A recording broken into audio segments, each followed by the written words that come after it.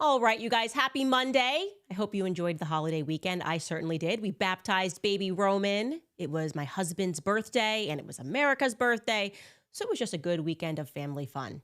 Anyways, we are officially in upside down land. So I hope you are currently watching this on your head because people are up in arms because just like Diddy, Epstein didn't do nothing. He didn't do nothing.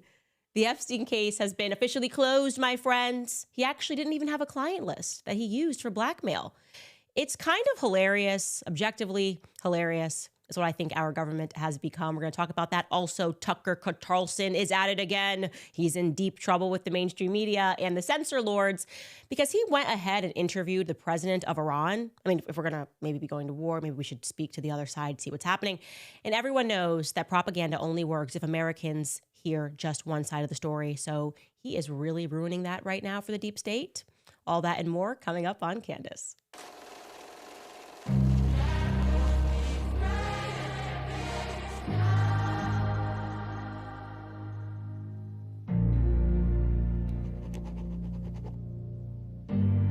We have got to start with Jeffrey Epstein. And I'm sorry that I'm smiling about this. It's just getting so ridiculous. It feels like the evil people are now laughing in our face. And there's so much that has happened. And I feel like a lot of it that happened way back in 2007 and 2008 isn't really known to the wider public because we went through this phase where the left and the right, we hate each other so much, way too much to appreciate the bigger picture that was happening in the middle. So I'm going to slow everything down for you so you can truly appreciate how absurd this story is. First and foremost, and this is my favorite part of the Jeffrey Epstein story, is that he is a man who became a billionaire. And the strangest part about his billionaire status is that nobody knows how he became a billionaire.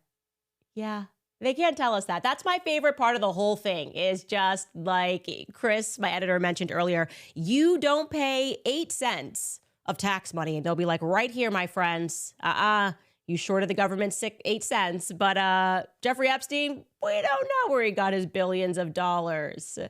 The real story actually begins with a man named Donald Barr. Okay, Donald Barr.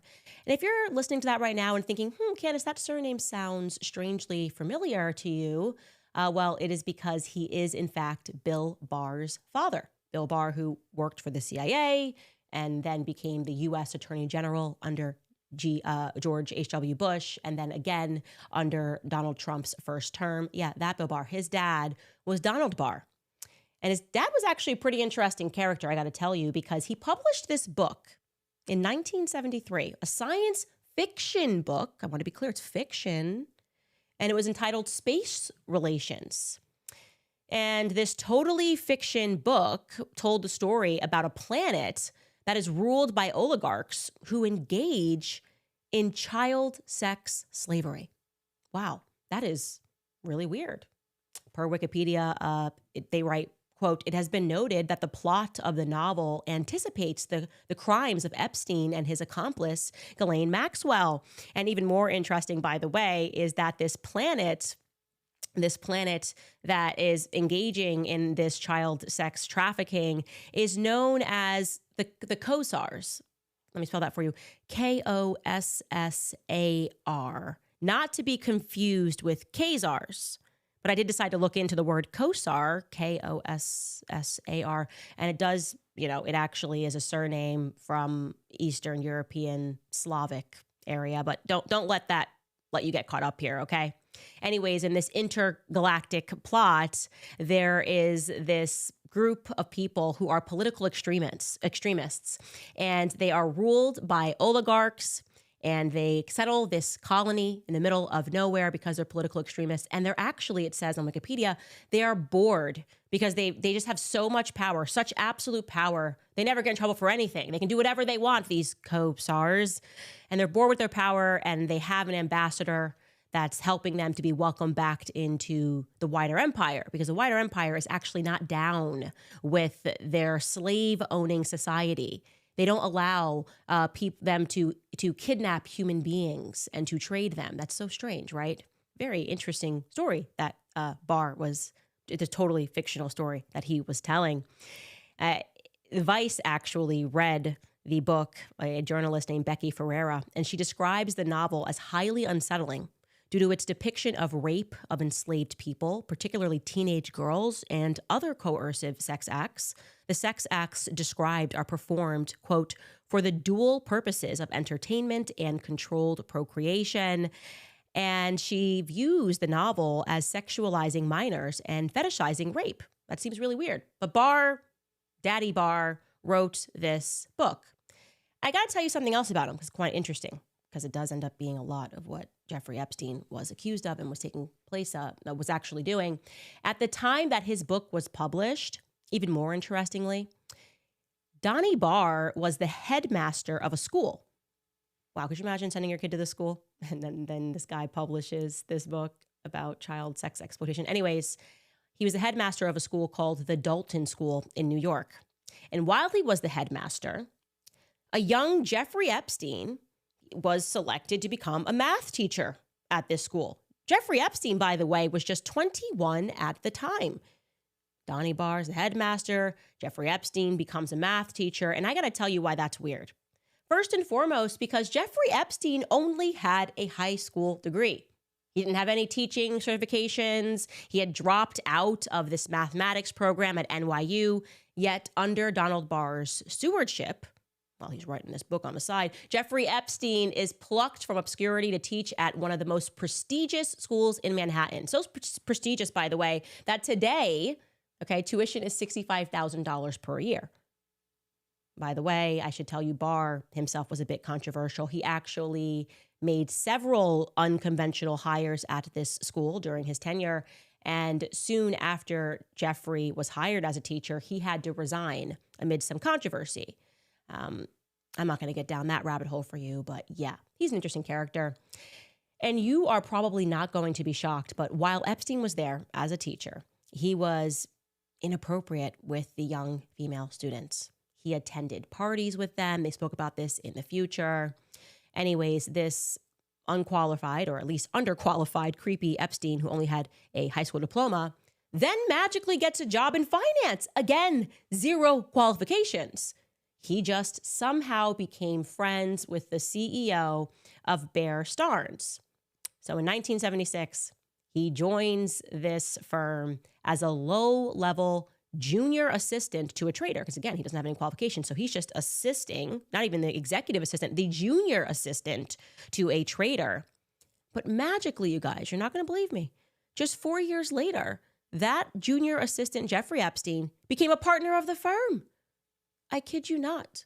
He was made a partner of the firm at the age of 27 with zero financial background. It's giving Emmanuel Macron. It's giving like someone more powerful is just kind of pulling me up through the ranks, and I'm allowed to do that for whatever reason. I don't know. That's just, I'm getting a vibe here. It just sounds very familiar to me. Anyways, just 1 year later, he actually had to leave that firm, even though he just made partner, because he was found guilty of an SEC violation. So partook in a little bit of fraud, very quickly had to resign. But it's all good because then he just started his own consulting firm, because obviously he's super qualified to do that, to start consulting for billionaires and governments, because that's what he did. He establishes like Epstein and Co. at the age of 28, and he begins consulting for governments and extremely wealthy clients. Some of those clients, by the way, who have embezzled funds from people. I'll give you just one example. This guy, Stephen Hoffenberg, hired Epstein in 1987 as a consultant for his Towers Financial Corporation. And while Jeffrey Epstein was consulting for Towers Financial Corporation, they happened to take part in the largest Ponzi scheme ever recorded until Bernie Madoff came some years later. Oh, darn. Once again, Epstein's just caught up in a little bit of fraud. But that didn't give the other elites, the other millionaires and billionaires, any pause to continue working with him. No, they just kept hiring this guy. And his most significant consulting relationship began with Leslie Wexner. Now, if that name sounds familiar to you, it has been alleged that Epstein made millions because he was managing Leslie Wexner's affairs, millions. Far cry from billions, but Leslie, you might recognize Wexner because he is the owner of many retail stores. Abercrombie & Fitch, Victoria's Secret, I think is probably the one that he's most known for. Lane Bryant, just the L brand in general. Leslie, for whatever reason, just felt that Jeffrey Epstein should just be given control of everything. Power of attorney, make hiring decisions, firing decisions. He really empowered this Jeffrey Epstein. And for whatever reason, while Epstein was empowered, when executives at the company would come forward and say, hey, this Jeffrey Epstein is kind of a creep. He's posing as a recruiter for Victoria's Secret models, and he's getting access to these women. That was completely ignored. Of course, we know what happens next. Epstein, or during this time frame, he is throwing parties for the elite of the elites. Everyone who wasn't anybody is obviously at a Jeffrey Epstein party. He is the guy to know. His sidekick there, Ghislaine Maxwell, we'll discuss her briefly in a bit. Fast forward to 2006, bad year for our boy Epstein. Bad year. In early 2006, Epstein was actually charged in Florida with multiple counts of molestation and unlawful sexual activity with a minor.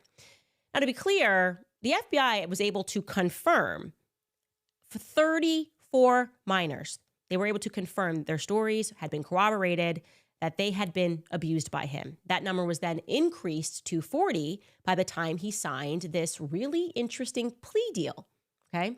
Now, to just let you know what he was up to, the details from the investigation included allegations that 12-year-old triplets were flown in from France, interesting place, for Epstein's birthday, and then flown back following the day after they had been sexually abused by him.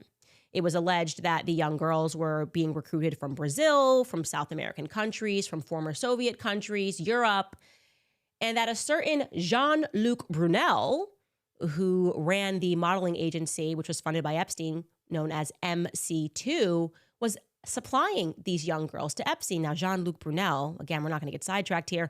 He's a French guy. A lot of things that are just going to cross with the Epstein and the French and everything we've uncovered about Emmanuel Macron. But we can't speak to Jean-Luc today because you're not going to believe this, guys. Jean-Luc got arrested, and when he was in a cell, he committed suicide by hanging himself. Yeah, so that's another dead end. He committed suicide, sadly. Anyways, oddly, Jeffrey Epstein, despite everything, all of his guilt, he was delivered this amazing deal, caught red-handed. And yet, Alexander Acosta, who was then the U.S. attorney for the Southern District of Florida, handed him a very light sentence, and the deal was incredible, okay? First and foremost, the deal granted immunity to any of his potential co-conspirators. So it's like they're investigating the feds, and they're like, okay, this guy's got something to do. Oh, these people, everyone's involved. We're just going to go ahead and grant immunity to those people. The prosecutors also agreed that they would keep the deal that they made with Jeffrey Epstein a secret from his victims, so that the victims could not challenge it in court. So they just get a phone call. They found out that Jeffrey Epstein, yeah, we already dealt with that. He actually signed what's known as a non-prosecution agreement with federal prosecutors. So in the end, he pled guilty to just one count of solicitation of prostitution and one count of procurement of minors for prostitution. And what they gave him was a sentence of 13 months in county jail. And I want to be clear that when he got sentenced this, he was allowed to leave to work at his office and to go for walks. In fact, this part is actually so incredible that I want to read this straight from the Wikipedia page because I can't even do it justice. Now, Wikipedia is just pulling, you can go and fact check these. This is from like the Washington Post, other sources, but it reads, while most convicted sex offenders in Florida are sent to state prison, Epstein was instead housed in a private wing of the Palm Beach County Stockade. That's the sheriff's office, just so you guys are clear. He was just housed in a private wing of the sheriff's office. And according to the sheriff's office, was for 3.5 months allowed to leave the jail on work release for up to 12 hours a day, 6 days a week. So for 6 days a week, 2 hours a day, Jeffrey Epstein was allowed to leave. Now, when he was actually in his private cell, the door was open. Epstein's cell door was left unlocked, and he had access to the attorney room where a television was installed for him. Let me make that clear. So he is not only allowed to leave his room whenever he wants, allowed to leave the sheriff's office for 12 hours a day, including one day of the weekend, because it's 6 days a week.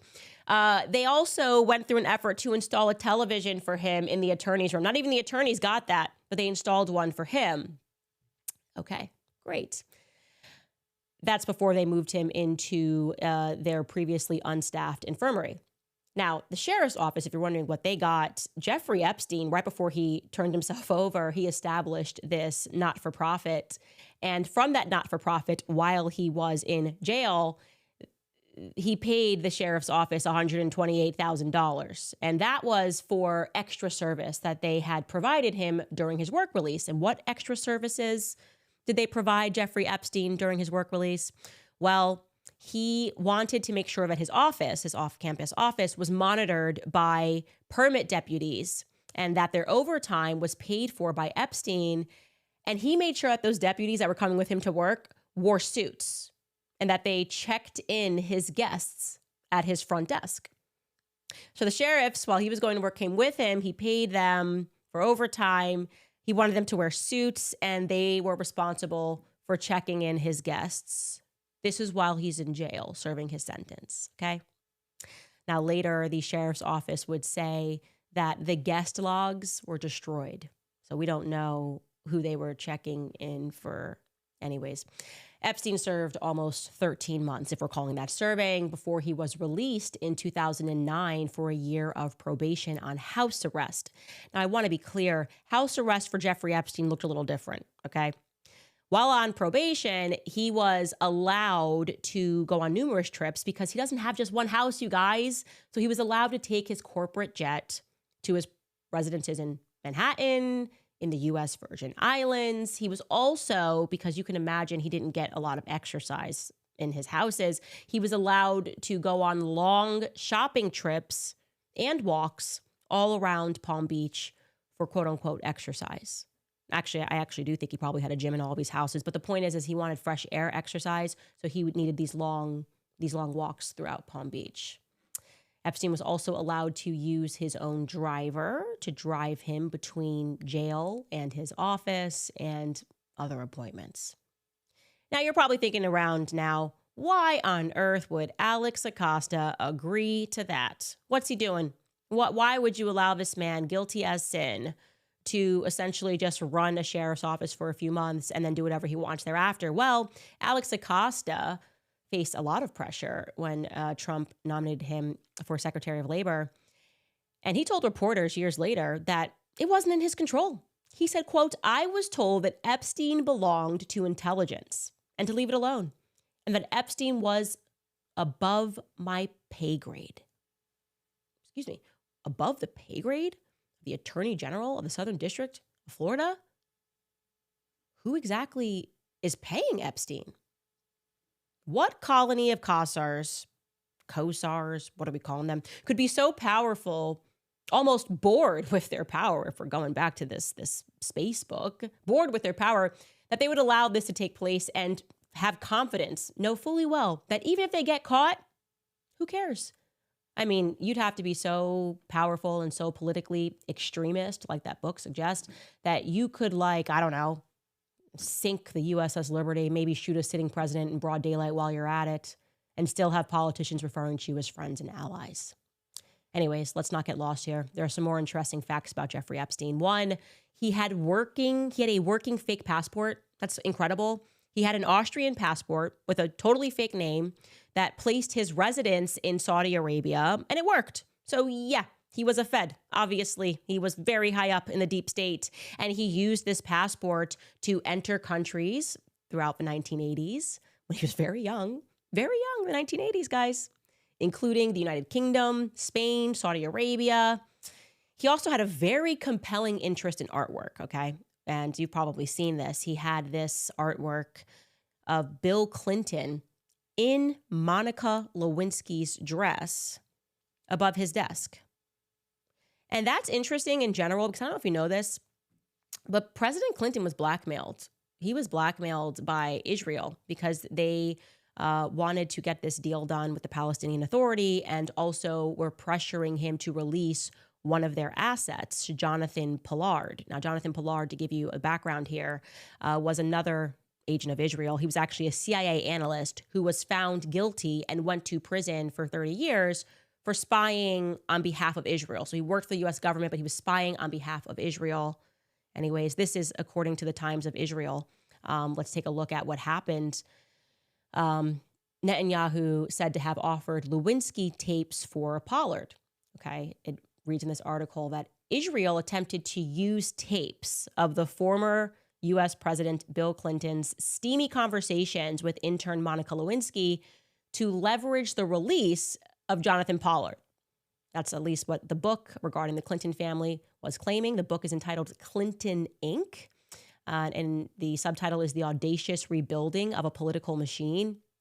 And the author, Daniel Halper, relies on the-record interviews with former officials, together with a close analysis of documents that were termed the quote-unquote Monica files. And it tells the story of one of the most prominent political families in the United States, being the Clintons. According to the author, the documents indicate that during the Y plantation talks, so these were plantation talks it was held on the Y plantation in Maryland, okay, between Israel and the Palestinian Authority. And Bill Clinton was in the middle of this because, just always drama happening there in 1998. And Netanyahu wasn't getting what he wanted. So Prime Minister Benjamin Netanyahu, our dear friend and ally, pulled Bill Clinton aside, and he presses, first and foremost, for the release of Jonathan Pollard. This is directly from the Times of Israel article. I'm going to read this quote. The Israelis present at Y River had a new tactic for their negotiations. They'd overheard Clinton and Monica, and they had it on tape. Not wanting to directly threaten the powerful American president, a crucial Israeli ally, Clinton was told that the Israeli government had thrown the tapes away. But the very mention of them was enough to constitute a form of blackmail, Halper wrote, adding that, quote, according to information provided by a CIA source, a stricken Clinton appeared to buckle. Our friend and ally is at it again, you guys. Yep, they're at it again. Hey, just want to let you know, I have tapes of you with Monica Lewinsky, but I'm going to throw them away. Oh, I don't know. Why do you have tapes of what took place in the White House? What's going on? Should we ask questions? No, we shouldn't ask questions. We should never just ask questions. Anyways, yes, obviously, the entire world knows that Jeffrey Epstein was their asset. He was working for them, obviously, okay? From Ghislaine Maxwell and her father's involvement with the Mossad and who attended his funeral. Leslie Wexner, look up everything that he donates to. I mean, he's essentially, he works for Israel. This is like a known fact. But you guys, I want you to be calm. It's all good. Because now the Department of Justice has come out and they say that Jeffrey Epstein, he had no list. The girl has no name. Here it is in Axios. The DOJ, the FBI conclude that Epstein had no client list and he died by suicide. Nothing to see here. And that's what happened. They made that conclusion. They had no evidence that the convicted sex offender and disgraced financier, are we even calling him that? I don't even know how he's allowed to be deemed a financier. That there was no evidence that he blackmailed powerful figures or that he kept a client list or that he was murdered, according to the memo. And now if you're thinking, didn't we see when the FBI raided his home that there was a photo and he had all of these tapes? That's a lot of stuff. Yeah, here's another photo. It just seems like he maybe had a lot, but no, guys, there's nothing that indicates anything at all. Nothing at all.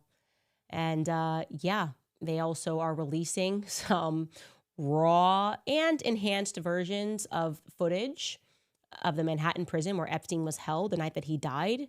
And they say that the video supports the medical examiner's findings that Epstein died by suicide. And the footage is hilarious. Just like one image. They're like, see, no one walks towards his cell. I mean, oh, okay. Here it is, guys. I guess that means since no one entered the cell this way, that it's totally impossible that anybody entered another way. It's totally impossible that anything else happened because look, we're showing you the footage, friends. It's over. Look away. I mean, now the nation that cared so much about Jonathan Pollard that they blackmailed Clinton to get him back, to try to get him back. And when that failed, they still were able, by the way, to get Jonathan Pollard he received a pardon in 2021. Incredible. Guilty. Fully admitted that he is guilty. Israel has admitted that he received a pardon in 2021 from President Trump. I'm not kidding. They said this would go a long way in just healing, tensions between Israel and America. And so even though he was already out of prison, they felt that this next step should be taken, which is to say, just wipe his record clean. And President Trump did that in 2021. And then what Jonathan Pollard did as soon as he got that pardon was he got on a plane and went to Israel and was greeted on the tarmac by President Netanyahu. Yay! Smiley face. Anyways, it might sound like I don't believe any of this, and I don't want you guys to walk away and have my attitude. I can be a cynic. I'm a conspiracy theorist. I've read what the press says about me. So I will first and foremost remind you that this is kind of strange to hear, only because Pam Bondi definitely said on Fox News in February that the client list was on her desk. I mean, I'll let you guys watch the clip of what she said on Fox News. Take a listen. The DOJ may be releasing the list of Jeffrey Epstein's clients. Will that really happen? It's sitting on my desk right now to review. That's been a directive by President Trump. I'm reviewing that. I'm reviewing JFK files, MLK files. That's all in the process of being reviewed because that was done at the directive of the president from all of these agencies. So have you seen anything that you said, oh my gosh? Not yet. Okay. Well, we'll check back with you. And then Alina Habba went on to Piers Morgan in February and said that they had flight logs, information, that they had names. I mean, take a listen. In this case, in Epstein's case, it is incredibly disturbing. We have flight logs, we have information, names that will come out. Is it going to be shocking? I don't see how it's not shocking that there were so many individuals that were hidden and kept secret and not been held accountable. Let's talk about the reverse. I believe in accountability. So you have to now go through your process. Now, I won't say they're guilty until they go through their time in court. But again, now it's time for accountability. We have seen for so many years, Pierce, in this country, many investigations, subpoenas, testimonies in Congress, et cetera, et cetera. But there's a general frustration with accountability. We take it halfway, we don't take it home. And I really believe that now with Cash and Pam, there will be accountability. Okay, so now what I'm going to do is I'm going to take out my little Men in Black tool, and just wipe your memory real quick. Phew, phew. She didn't say any of that. Phew. Cool. Now let's run Caroline Leavitt at the White House briefing earlier today. Take a listen. DOJ and FBI have now concluded there was no Jeffrey Epstein client list. What do you tell MAGA supporters who say they want anyone involved in Jeffrey Epstein's alleged crimes to be held accountable? This administration wants anyone who has ever committed a crime to be held accountable, and I would argue this administration has done more to lock up bad guys than certainly the previous administration. And the Trump administration is committed to truth and to transparency. That's why the Attorney General and the FBI Director pledged at the President's direction to do an exhaustive review of all of the files related to Jeffrey Epstein's crimes and his death. And they put out a memo in conclusion of that review. There was material they did not release because, frankly, it was incredibly graphic and it contained child pornography, which is not something that's appropriate for public consumption. But they committed to an exhaustive investigation. That's what they did, and they provided the results of that. That's transparency. Follow up on that, Sure. Caroline. Okay, so the FBI looks at the circumstances surrounding the death of Jeffrey Epstein. According to the report, this systematic review revealed no incriminating client list. So what happened to the Epstein client list that the Attorney General said she had on her desk? Well, I think if you go back and look at what the Attorney General said in that interview, which was on your network on Fox News. Got the quote. Go ahead. John Roberts said, DOJ may be releasing the list of Jeffrey Epstein's clients. Will that really happen? And she said, it's sitting on my desk right now to review. Yes, she was saying the entirety of all of the paperwork, all of the paper in relation to Jeffrey Epstein's crimes. That's what the Attorney General was referring to, and I'll let her speak for that. There you have it, you guys. That is transparency. That's transparency. I mean, I don't know what more you want from your government.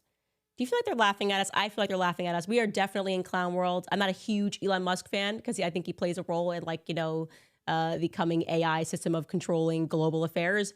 But he did nail it with this clown meme tweet. I will say that. We will release the Epstein list. We just need more time. The Epstein list is on my desk. There is no Epstein list. It just happened, like just right in our face. And listen, if I was writing a fantasy novel about costers getting away with everything, I don't know, like I would, and they're bored with their power, this would maybe be the plot line. But the book was written before the plot line happened, so it's almost like it just gets planned, and then they just get so bored. They're like, haha, wouldn't it be funny if we just put it in a book? Like, I don't know, just put it in a book, what we're doing. Haha, laughing at everybody's faces. Feels like that. Interestingly enough, though, I was contacted by someone, a certain someone. For those of you who enjoyed my Brigitte series, Xavier Poussard has been working quite diligently over the last couple of years, not just on the story of Brigitte Macron and this weird ring that happens in France, but also that investigation brought him to Jeffrey Epstein.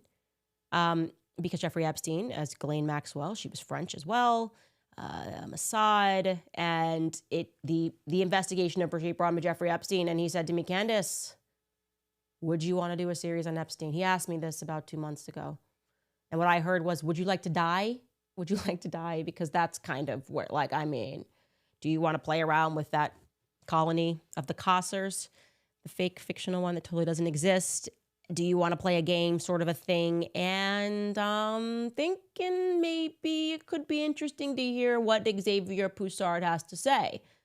I think we got to team up. And he said to me, you need to understand this is bigger than even the Mossad and the CIA. It is a game that has been run for a very long time. Listen, that's what Xavier is saying. He mentioned some interesting names.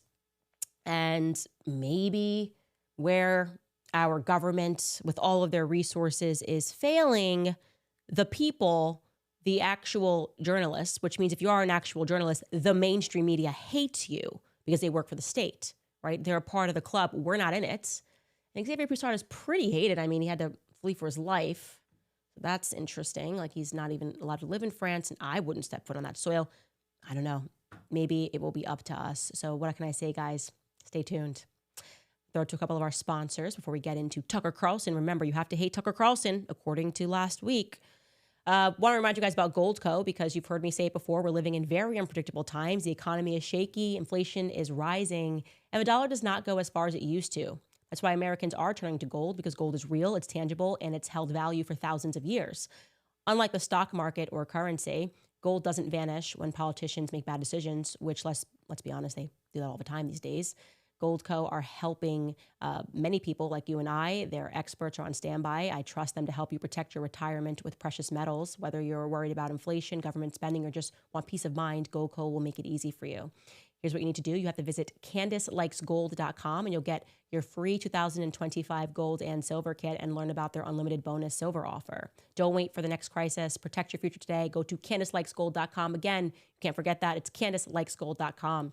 Also, I'm excited to tell you guys about C15, brought to you by Fatty 15, the first emerging essential fatty acid to be discovered in more than 90 years. It's an incredible scientific breakthrough to support our long-term health, wellness, and healthy aging. Based on over 100 studies, we now know that C15 strengthens our cells and is a key healthy aging nutrient, which helps slow biological aging at the cellular level. When our cells don't have enough C15, they become fragile and they age us faster. Thankfully, Fatty 15 repairs age-related damage to cells, protects them from future breakdown, and activates pathways in the body that help regulate our sleep, cognitive health, and natural repair mechanisms that support our overall health. Fatty 15 is a science-backed, award-winning, patented 100% pure C15 supplement. It's free of flavors, allergens, or preservatives, and it's also vegan-friendly. Fatty 15 has 3 times more cellular benefits than omega-3 or fish oil. It comes in a gorgeous reusable glass bamboo jar, and the refills are shipped right to your door. Fatty 15 is on a mission to optimize your C15 levels to help support your long-term health and wellness, especially as you age. You can get an additional 15% off their 90-day subscription starter kit by going to fatty15.com/Candace. Be sure to use code Candace at checkout. Again, fatty15.com/Candace with promo code Candace at checkout. All right, you guys. By the way, book club's going to be fun this week because we know what's going on. I don't know if that was a fantasy novel. Anyways, how it connects to Hollywood, these people seem like some pretty bad people with a lot of power. I don't know. Not gonna say anything else. We gotta talk about Tucker. Yeah, Tucker Carlson's at it again. He's pissing off a lot of people. And pastors, apparently, also, along with me. And he did this thing. Like journalists used to do this thing, or maybe they never did this thing, but Tucker is doing this thing where he seems to not necessarily trust the narratives that are being provided by the mainstream media. And he thinks it's better to go directly to the source of their ire. And so when they're going, rah, rah, rah, we got to go to war. And let me tell you, we are not finished with Iran. Okay, do not be foolish. Oh, the 12-day war, LOL. Israel's defense systems were obviously low and they need to be replenished. That's my take. I'm sticking to it. Anyways, Tucker decided, hey, this would be a good time to maybe interview the president of Iran, Masoud Pezeshkian. And he did. He announced that interview on Saturday, and immediately, strangely, the Zionist lobby people on X were having a mental breakdown. Let's show some of these tweets. Who do you got? Arsen Ostrovsky writes, so much for America first. For you, Tucker, it seems to be Iran first. Ooh, sick burn. I don't know how he's going to survive that. Avi Amini writes, Tucker is anyone but America first. Oh, gosh, he couldn't be. Is he think he's going to allow Americans to think? This guy says the same thing. America first. Ha, that's now over. Doesn't he know that to be America first, you have to know that Americans can't think and they need to be propagandized and they shouldn't be able to hear both sides of an argument? I do always do that, by the way. I like to always just think about our foreign policy on like a more molecular level. Like, could you imagine if you had, let's just say, two kids that were fighting and they get into a fight and you're like, what happened? But you're like, I don't want to hear what you say, only you. I only trust you. Tell me what happened. And like, we're just not going to hear this version at all. And no matter what, we're just going to go, but we're going to punish this individual without ever hearing their side. It's completely crazy that we wouldn't hear the other side. Doesn't mean the other person's telling you the truth 100%, but we know sure as hell American journalists are not telling us the truth at all. So let's hear both sides and try to, I don't know, critically think. That's my idea here. Anyways, I'll show you a couple of clips here from that interview that has people freaking out. The first thing that I found so interesting was the discussion regarding a fatwa, okay?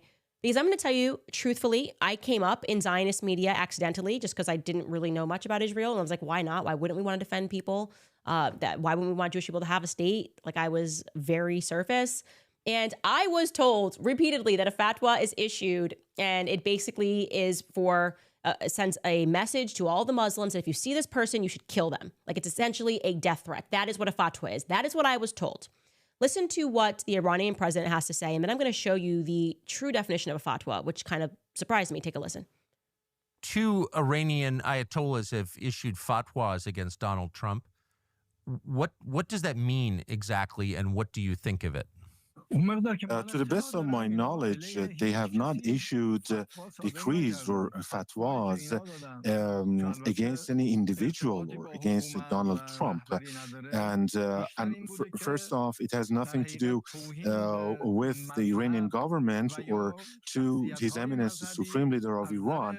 Or what they actually meant by the fatwa was in condemnation of an insult to a religion or religious personalities, and they were actually saying that this is deplorable, this is unacceptable.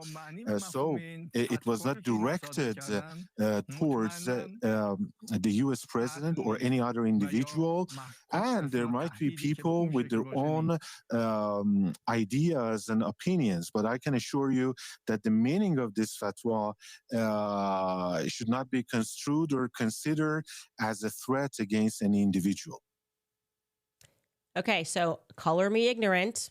Like I said, I was specifically told by people who I was working for and working with that it meant like this is a death threat, essentially, that once they say they issue a fatwa that it means kill this person.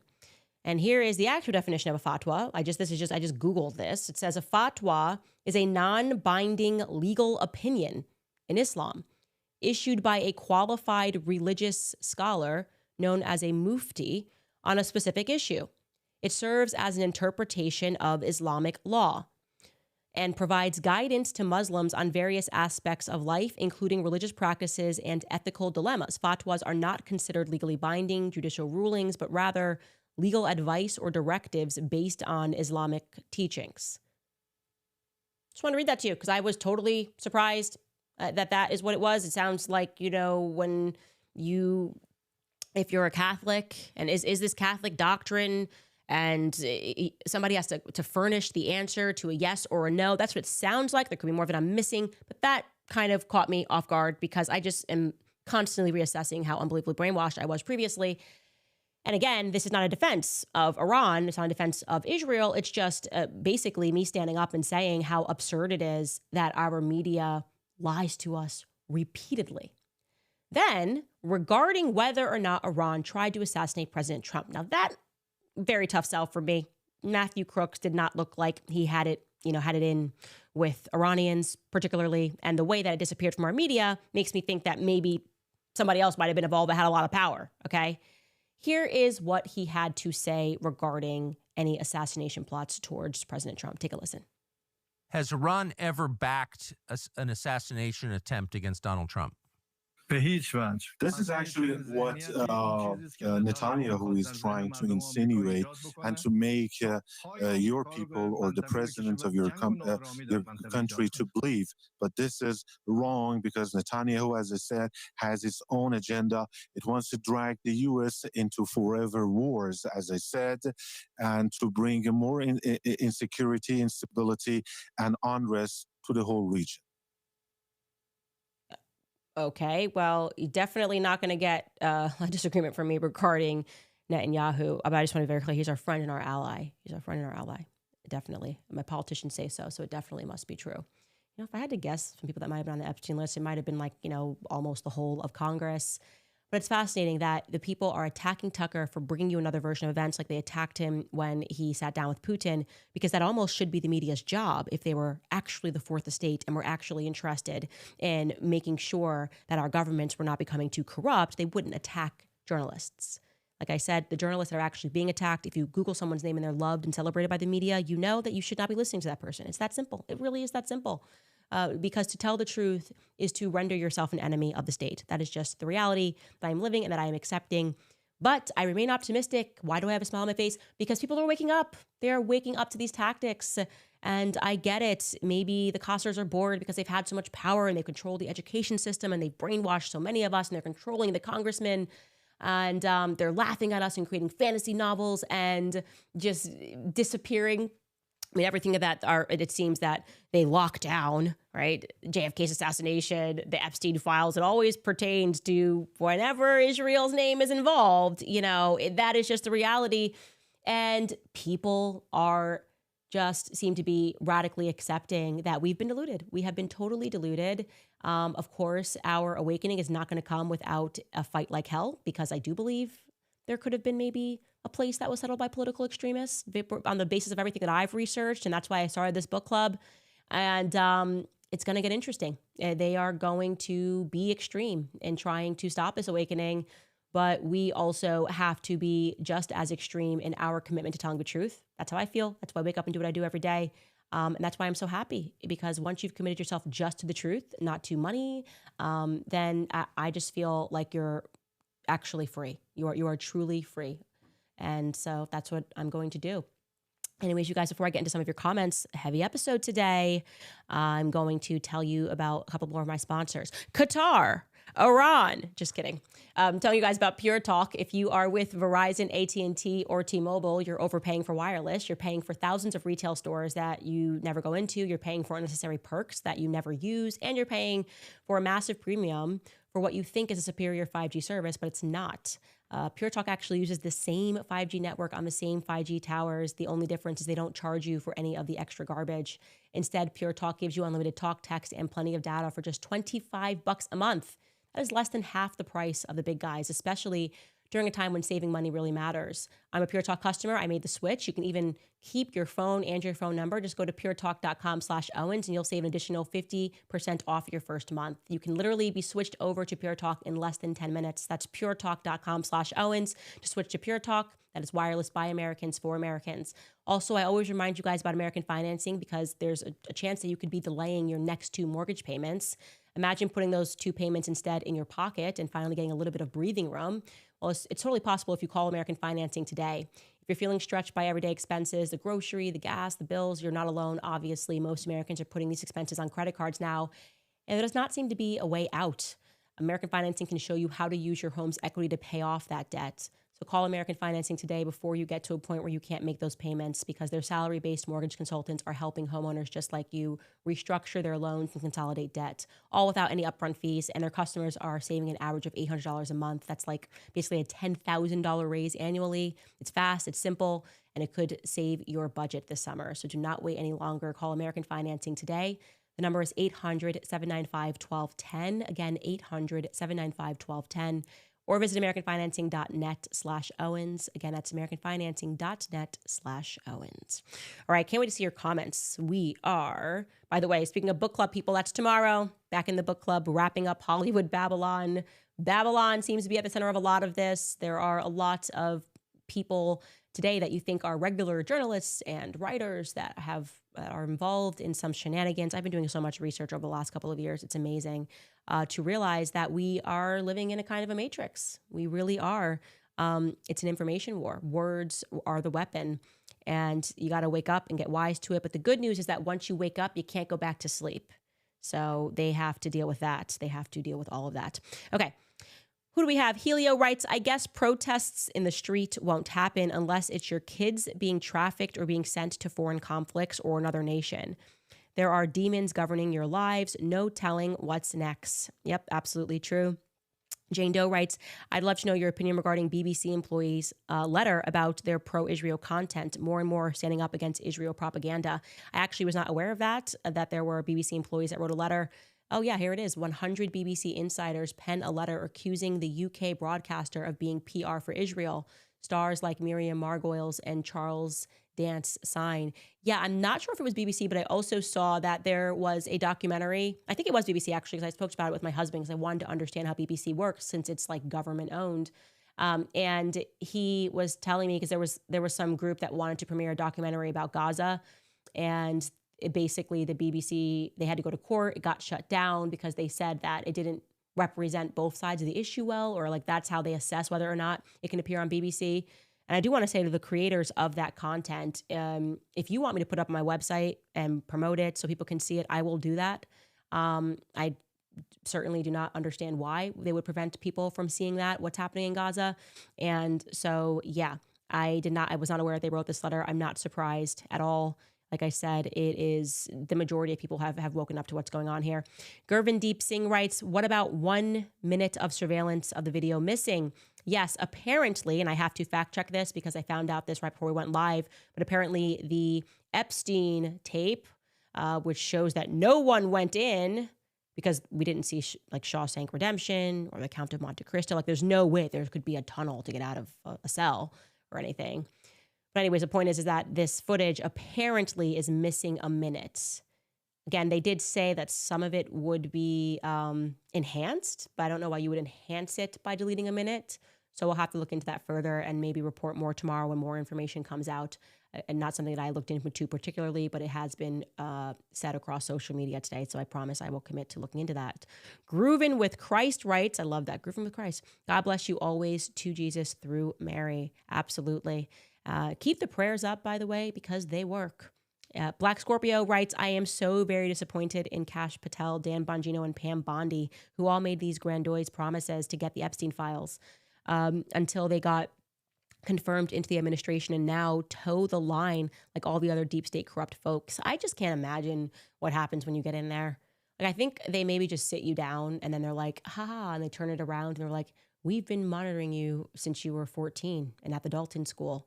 Remember that party you went to with your math teacher, Mr. Epstein? Yeah, there were cameras there. And we've watched you do this, we've watched you do that. Like, they're definitely running some sort of sting through Harvard. That's another thing that I've picked up on. Harvard, Columbia, all over the world. After Grammy parties, you got the Diddy link. You want to get into these clubs. They make these people seem cool, so you want to go hang out with them. Like Epstein, he's a billionaire, and nobody knows why. And people want to go to the parties. And so they just need a few assets who are absurdly rich, have cameras all throughout their properties. For my book club people, Tom Ince would have been the earliest iteration of this. The Peeping Tom label actually comes from this director in Hollywood, Tom Ince, who set up these peeping holes throughout his mansion, giant mansion, where all of the actresses and everyone would come. And so this stuff has been going on for a very long time. And it's a very sophisticated network. And so I trust Xavier Poussard's assessment that it's pretty crazy. And I'll leave it at that. Lastly, God's beloved daughter writes, as soon as Elon Musk claimed that DJT is on the list, suddenly there is no list. Yeah, it's an interesting one. Watching people try to spin that is going to be interesting. I can't do it. I suffer, as you guys know, from that condition of realness. I cannot do it. I can't do the fake stuff. I have to say always what I believe, and something is not right there. What that something is, I've never believed that Trump was a client, but something is very clearly not right in terms of how Trump behaves when it comes to anything involving Israel. I don't feel good about it, and you shouldn't feel good about it. None of us should feel good about it, and we have a right to call that out. Lastly, Rhiannon writes, you are my go-to news source because I feel like I can't trust anyone else, and I admire your unfiltered honesty. What's your opinion on the alleged Tulsi fallout with Trump and the big, beautiful bill? Not sure what the truth is. I'm not sure what the truth is either. I will say the way that Trump spoke about Tulsi, and I think we showed that image last week when on the topic of Iran, I wouldn't be happy if I was kind of thrown under the bus very quickly without so much as a conversation when on the topic of Iran and whether or not they had nukes. I didn't think that was his finest moment. That's not how, when you're on a team, you just don't throw your team members under the bus like that. So more will come out. I don't have any inside baseball on that. I can't tell you what's going on personally. I can try to see what I can find out. And of course, as you know, I will let you guys know, because there are a lot of people that we can't trust, and that is just the circumstance. Anyways, reminding you guys, if you'd like to sign up for the book club, that is tomorrow at 6 p.m. Eastern, and you should join it because there's a lot to learn. We're not even scratching the surface with Epstein. Not even scratching the surface here, you guys.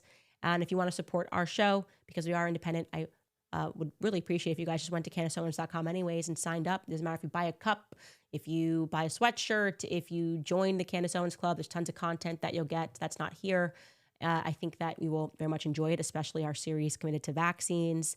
And yeah, I would love it if you guys supported independent journalists because we certainly need it. Otherwise, we'll see you guys tomorrow.